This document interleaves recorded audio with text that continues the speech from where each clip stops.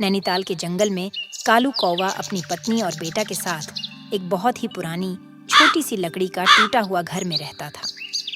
कालू कौवा बहुत ही गरीब था। वह सारा दिन जंगल में जाता था और इधर-उधर काम करके अपना और अपने परिवार का पालन पोषण करता था। दिन प्रतिदिन ठंडी और बढ़ती ही जा रही थी और ठंडी बढ़ने के कारण नैनीताल के जंगल का सभी पक्षियों का बुरा हाल हो रहा था। एक दिन कालू कौवा की आधी घर टूट के गिर जाता है। तब कालू कौवा और उसकी पत्नी बहुत ही दुखी हो जाते हैं, क्योंकि ज्यादा ही ठंडी हवा कालू कौवा के घर में आने लगती है, जिसके कारण कालू और मीना को अपने घर में ही बैठना कठिन हो गया था। तब मीना बोली, अब हमें क्या करनी चाहिए? हमारे घर में पूरी तेजी से हवाएं आ रही हैं। हाँ पिताजी, घर में तो एक पल भी बैठा नहीं जा रहा है। हम एक काम करते हैं, हम तीनों मिलकर फिर इस घर को बना लेते हैं। कब तक आप इस टूटी हुई घर को बनाते रहेंगे? वह हर 1-2 माह पर गिर जाता है और अब हमारा घर उतना मजबूत भी नहीं रहा और पता न कब गिर जाएगा। तो क्या करें मीना, घर तो बनाना ही पड़ेगा, नहीं तो इतनी ठंडी में हम कैसे रहेंगे?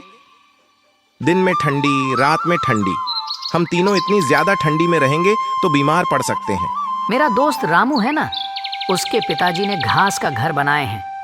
वह सब उसी में रहते हैं और 3-4 घर बनाकर और पक्षियों को किराए पर भी दिए हैं। ऐसा हम भी घर नहीं बना सकते हैं क्या पिताजी? हमने तो सुना है कि घास की घर बहुत ही सुंदर और रहने लायक भी अच्छा होता है, और हमने तो यह भी सुना है कि घास का घर पर ना ही ठंड की कोई असर पड़ता है और ना ही गर्मी का कोई असर पड़ता है। अरे क्या हम भी ऐसा कर सकते हैं? अगर हमारा घर भी घास से बना होता तो सचमुच यह कितना अच्छा होता। और घास के लिए हमें कौन सी पैसे देने होंगे? जंगल से मुक्त की घास इकट्ठा कर सकते हैं। लेकिन बेटा, घास का घर हम कैसे बना सकते हैं? पिताजी, मैं आपको बताऊंगा कि घास के घर कैसे बनाते हैं। चलिए अब जंगल चलते हैं और कुछ घास ढूंढ कर लाते हैं। चुन्नू के कहने पर वह तीनों तुरंत जंगल की ओर निकल पड़ते हैं। ज्यादा ठंडी होने के कारण बर्फ भी गिर रहे थे। सारे पेड़ पौधे बर्फ से ढक गए थे। पूरे जंगल में कहीं पर भी घास का नामो निशान नहीं था। घास की खोज में वह तीनों बहुत ही दूर चले जाते हैं। तब मीना बोलती है, देखिए ना जी, हम लोग बहुत ही दूर आ चुके हैं और हमें कहीं भी घास नहीं मिल रहा है। अगर हम लोग को घास नहीं मिलेगा तो हम अपने घर कैसे बनाएंगे? बस मीना, अब हम इसके आगे नहीं जा सकते हैं। आगे बहुत ही बड़ा और घना जंगल है। मैंने सुना है कि वहां पर गिद्धों का राज चलता है। वहां जाना हम लोगों के लिए सुरक्षित नहीं होगा। अरे बाप रे, क्या वहां गिद्धों का राज चलता है? तब हम वहां नहीं जाएंगे। चलिए जी, अब घर चलते हैं। शाम भी होने वाली है। चलो चुन्नू बेटा, हम लोग अब घर चलते हैं। चुन्नू यह सब बात सुनकर बहुत उदास हो जाता है और सोचने लगता है कि यदि घास मिल जाती तो कितनी अच्छी होती। तब चुन्नू की माँ बोलती है, अरे चुन्नू बेटा, क्या सोच रहे हो? चलो घर चलते हैं। लगता है कि घास न मिलने से मेरा बच्चा उदास हो गया है। नहीं, मैं अपने बच्चों को उदास नहीं देख सकता हूँ। मीना, तुम दोनों घर जाओ, मैं कुछ खाने की व्यवस्था करके आता हूँ। ये जी, आप भी घर चलिए, शाम होने लगा है और अंधेरे में आप कैसे घर आओगे?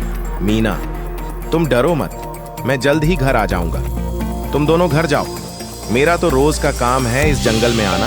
मैं इस जंगल को बहुत अच्छा तरीके से जानता हूँ। तुम दोनों जाओ। कालू का यह बात सुनकर मीना और चुन्नू घर चले जाते हैं। इधर कालू जंगल के गहरे हिस्सों में चला जाता है।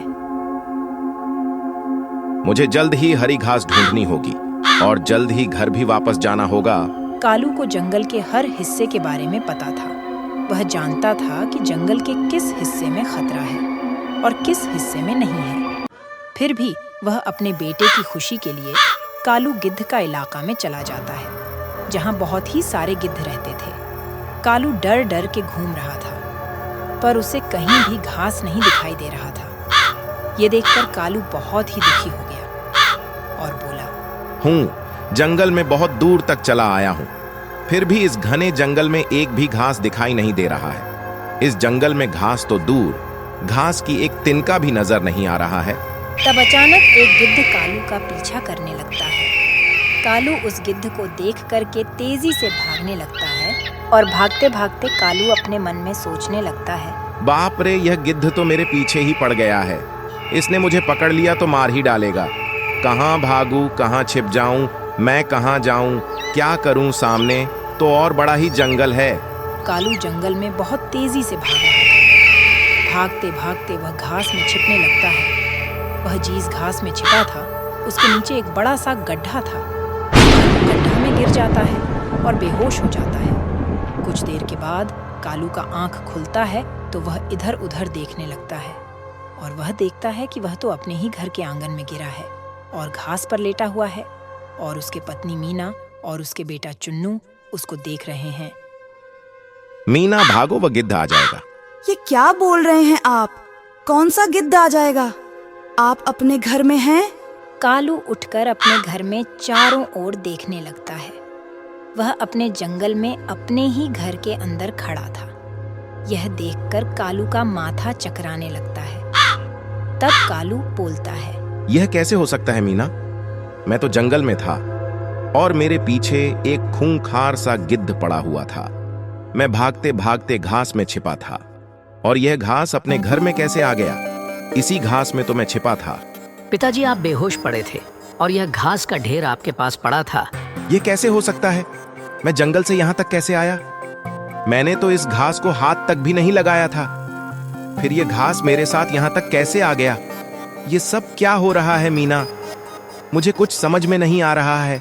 थकान के कारण आप यहाँ पहुँचते ही बेहोश हो गए होंगे, इसीलिए आपको कुछ समझ में नहीं आ रहा है, या आप कोई सपना देखे होंगे। आप एक काम कीजिए, थोड़ा आराम कर लीजिए, आपके लिए थोड़ा अच्छा रहेगा। पिताजी, इतनी कम घास से अपना घर कैसे बनेगा? बेटा, अभी तुम्हारे पिताजी बहुत ज्यादा थके हुए हैं। हम इसके बारे में बाद में बात करते हैं। चलो, इस घास को अंदर ले चलते हैं। वह तीनों उस घास को अंदर ले जाते हैं और सो जाते हैं। देखते ही देखते सुबह हो जाती है। सुबह होने के बाद वह देखते हैं कि थोड़ी सी घास पूरी घर में फैल गई है। हमारे घरों में इतनी घास, लग रहा है कि सुबह सुबह मैं कोई सपना देख रहा हूँ। तभी उस घास से अचानक से आवाज आती है, कालू, इतना परेशान ना हो। मैं एक जादुई घास हूँ। तुम मुझे इस्तेमाल करके कई सारे घर बना सकते हो, क्योंकि मैं कभी भी खत्म नहीं होने वाली हूँ और ना ही कभी सूखने वाली हूँ। तुम जानते ही हो, उस जंगल के खूंखार गिद्ध से मैं ही तुम्हें बचाई हूँ। मैं कई वर्षों से उस जंगल में पड़ी थी। न कोई जंगली जानवर मुझे खा रहा था और ना ही कोई मुझे ले जा रहा था। तुम जैसे ही आकर मुझ में छिपे तो मैं अपने जादुई शक्ति से तुमको गायब कर दिए और तुम्हारे घर में लेकर आ गई। यह बात सुनकर तीनों का होश उड़ गया। वह तीनों मिलकर 5-6 बहुत बड़ा बड़ा घास का घर बना लेते हैं। जंगल के पक्षियां घास के बने घर को देखकर वास्तव में हैरान हो जाते हैं। पिताजी, अब तो इस घास का घर हमारे पास तो 5 हो गए हैं। अरे वाह, देखिए ना, ये घास का घर कितना सुंदर दिख रहा है। अरे हाँ कालू भाई, मुझे भी एक घर दीजिए ना, किराए पर रहने के लिए। अरे वाह, यह सच में घास का घर कितना सुंदर है और कितना अच्छा दिख रहा है। अरे कालू भाई, क्या आप ये बता सकते हैं कि यह घर आप कैसे बनाए हैं? सोनी बहन, इस घर को बनाने में बहुत मेहनत लगा है। दूर के जंगल से घास लाना पड़ा है, तब जाकर के मैंने यह घर बना पाया हूँ। कालू भाई, क्या आप अपना एक घर किराए पर दे सकते हैं? क्योंकि आपके पास 5 घर है और मेरा घर भी टूट गया है। हम आपको उस घर का अच्छा किराया भी दे देंगे। अरे हाँ कालू भाई, मुझे भी एक घर दीजिए ना, किराए पर रहने के लिए। ठीक है, सबको मिलेगा, परंतु एक घर का भाड़ा 10,000 रुपया मुझे चाहिए। ठीक है कालू भाई।